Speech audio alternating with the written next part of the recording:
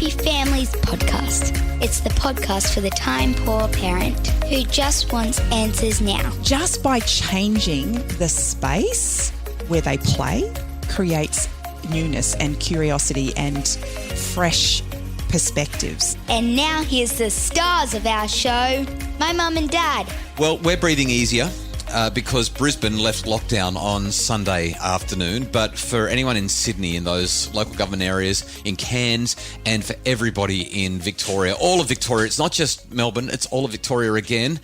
Wow, our heart goes out to you as these lockdowns continue.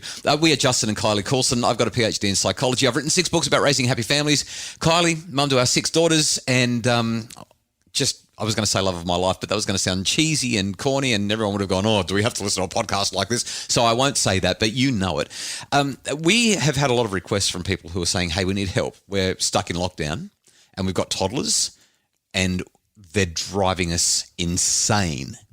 Well, it's interesting. I did a little bit of research on this and I found a paper from the University of Melbourne. Hang on. I just want to highlight, whenever I pull research out, you roll your eyes and say, oh, gosh, you're getting all academic on me.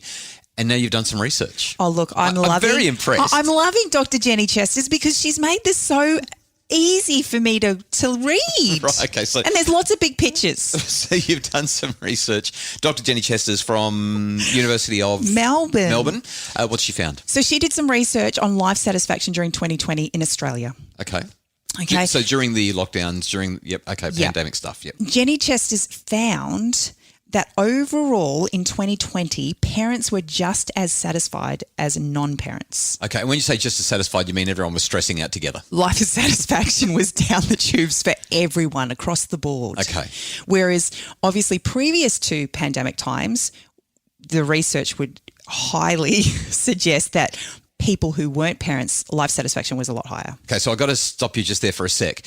When you say that, this is something that's usually quite surprising to people. You said obviously, but most people are like, no, this is not obvious. Hang on, I'm a parent. I'm happy because I'm a parent. But the research has shown since the 1980s, there's been dozens of studies now that show that life satisfaction decreases when we have kids. Because we don't get to sleep in. We don't get to have Saturday brunch with friends. We don't get to, stay up as late as we want and not have any consequences because the kids are going to wake us up the next day. There's wet beds. There's all the dramas of toddlers. All that sort of stuff happens. So life satisfaction actually decreases when we have kids, especially during those toddler years. And what she's saying is that was the case in 2019, but once the pandemic hit in 2020, parents and non-parents, life satisfaction was the same, down the tubes. Yeah. One thing that she did highlight, which fits in beautifully with what we're talking about today, is the acknowledgement that parents with children under 1 had they dealt with the pandemic quite well. Okay. Parents with children over 5, as in school-age children, are dealing with the pandemic pretty well.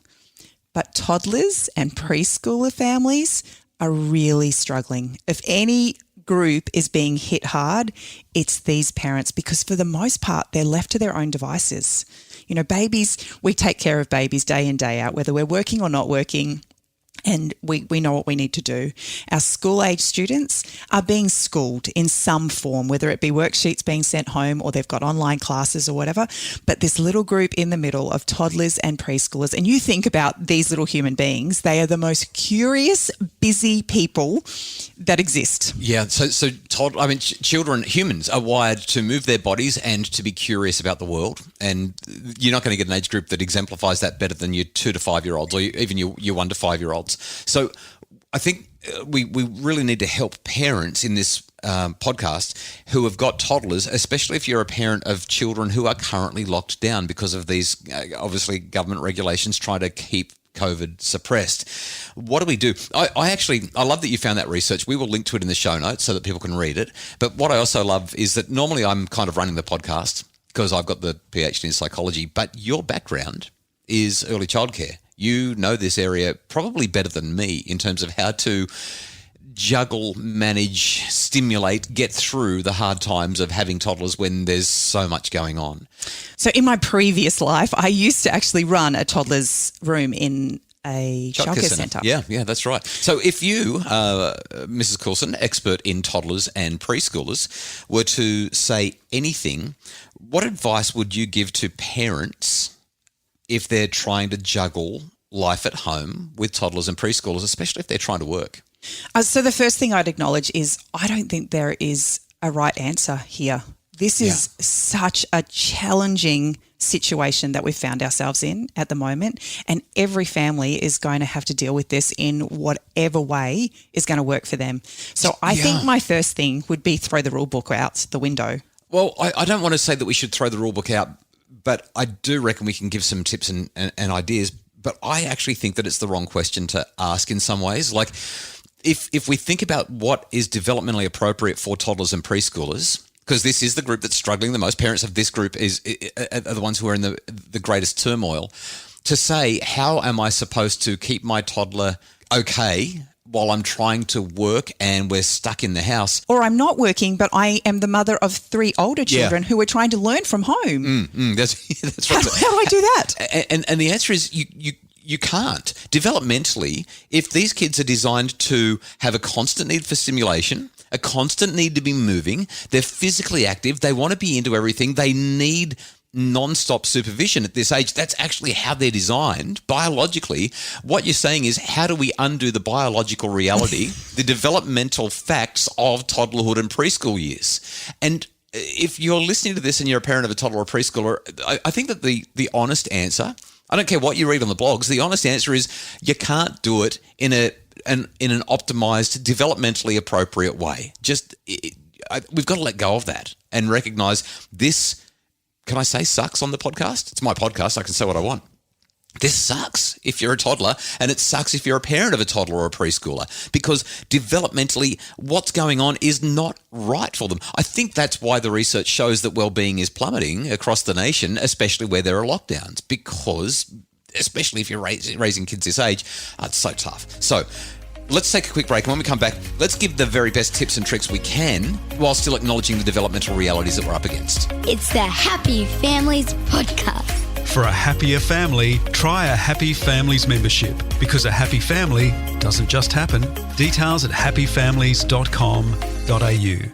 It's the Happy Families Podcast, the podcast for the time-poor parent who just wants answers now. And today we are talking about some really, really time-poor parents of toddlers. This has got to be such a tricky space with lockdowns. So we're going to give you some answers now. This is the best we've got based on the fact that your toddlers are designed to move, require supervision, and are curious, and therefore are not going to let you get your work done. They're not going to let you do home learning with the big kids. They're not going to let the house stay tidy, and lockdown is so hard. Number one, Kylie. I think acceptance has to be number one. Yeah, it's really easy to say acceptance, but when they pull the Tupperware out of the Tupperware cupboard for the 14th time today, it's really hard to be accepting. But yeah, you're right. We need to acknowledge that we can't do it all and have it all and be it all, especially right now. And the house won't be clean. Yep. And you're not going to get all of the washing done. But that kind of feels okay for a day, and even 2 or 3 days. But after a week, you kind of crack it, right? You look at it and go, But anyway, that's number one. I really liked something that we were talking about ahead of time that you said in terms of their need for novelty. So one of the things that we often do at home is we will have a toy room, or the kids will have a toy chest. All of their toys are available to them all of the time. Yep. And it becomes mundane. It just becomes... Yeah, seen it all, done it all. Yeah. And so one of the things that can be really, really helpful, especially when you are stuck at home all day, every day, is to actually cull the toy box and just leave a few things out each day. Maybe even theme what you're going to do. So today's dinosaur day. So it's just dinosaurs and blocks. That's what's available today. And not keep that in the toy room where you would normally play with them. Let's take the blocks outside today. What can we do with them outside? Or there's a nice sunny spot in the lounge room. They can play with the blocks in the lounge room. Just by changing the space where they play creates newness and curiosity and fresh perspectives. Yeah, so it's about novelty. Yeah, totally. Yep. Reduce the number of toys, put them in a different spot, engage with the kids with it. I know that it's hard to juggle work and home learning, all that sort of stuff when you've got the toddlers, but this is the reality. So change the toys around, and novelty, I think, is a really useful tip. You've got a second tip as well that I think really, really nails what our kids need during this very difficult time. So I don't have a toddler anymore. I have a 7-year-old, but she loves being in my space. And toddlers and preschoolers are exactly the same. They want to be with us. And when we don't tap into that what ends up happening is they're kind of under our feet all the time and they drive us crazy. My favourite quote, unplanned, but you just said they're under our feet and it drives us crazy. One of my favourite quotes is, when your toddlers are in your arms, they can't possibly be underfoot. Oh, isn't that awesome? It makes me want to cry just saying it. Well, my tip is taps into beautifully to that. Yeah. Let's utilise that desire to be close and let them be your helper. I know that it's really, really hard when a 2-year-old wants to wash the dishes or when they want to help you, empty the dishwasher or empty the Tupperware drawer for the 15th time. Or complete the spreadsheet for the boss. Let them help you with your Excel file. But what are things that they can do or learn to do through the process of you engaging them in helping you to achieve what you need to do? Okay. So we've got... Maybe it's they just hand you the pegs Yeah. as you hang the washing out.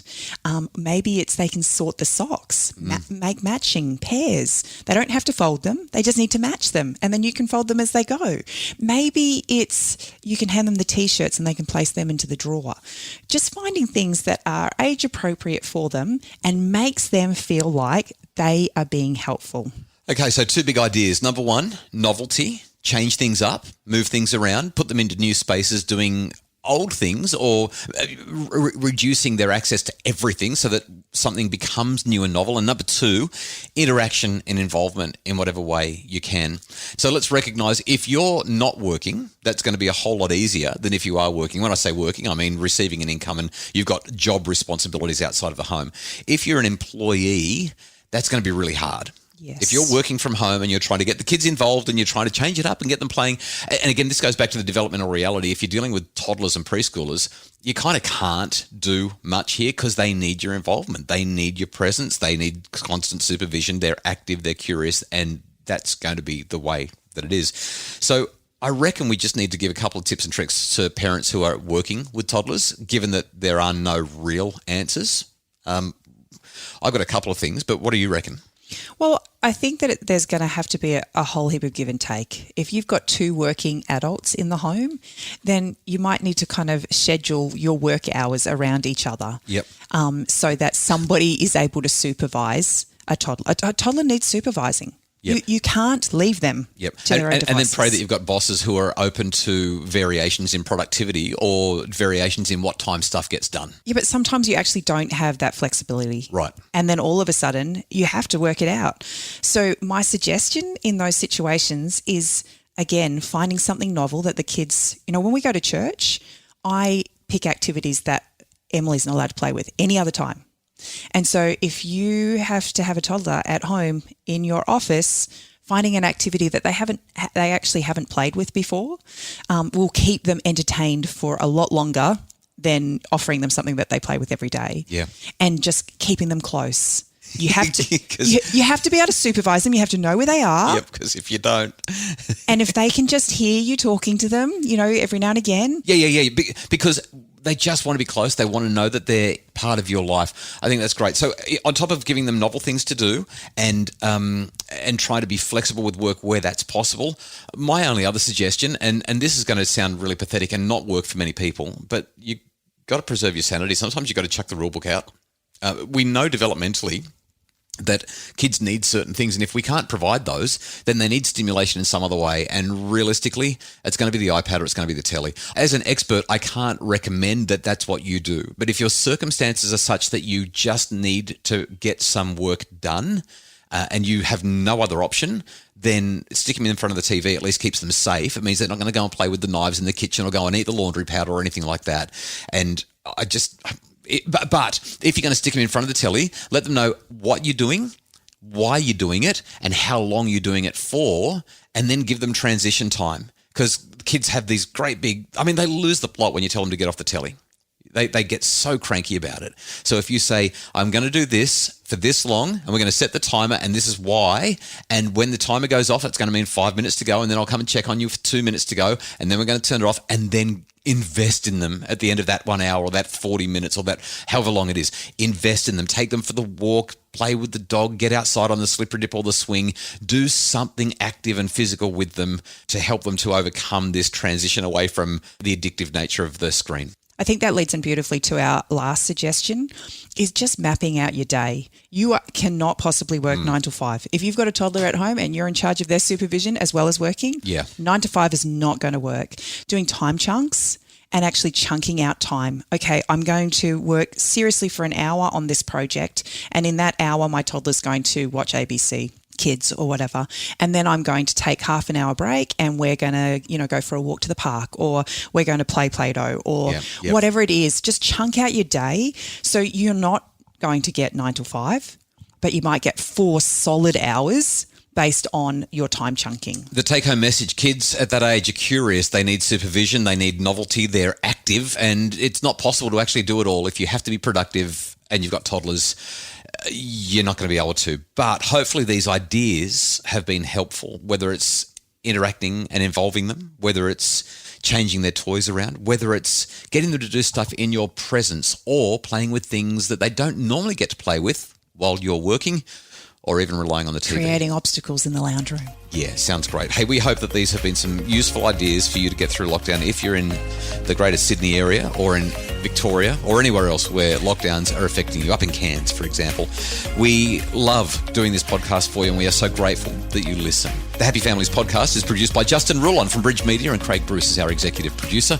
If you'd like more info about making your family happier, because a happy family doesn't just happen, check out our Happy Families memberships. A small monthly fee gives you access to so many resources to build a flourishing family. For all the details, visit happyfamilies.com.au.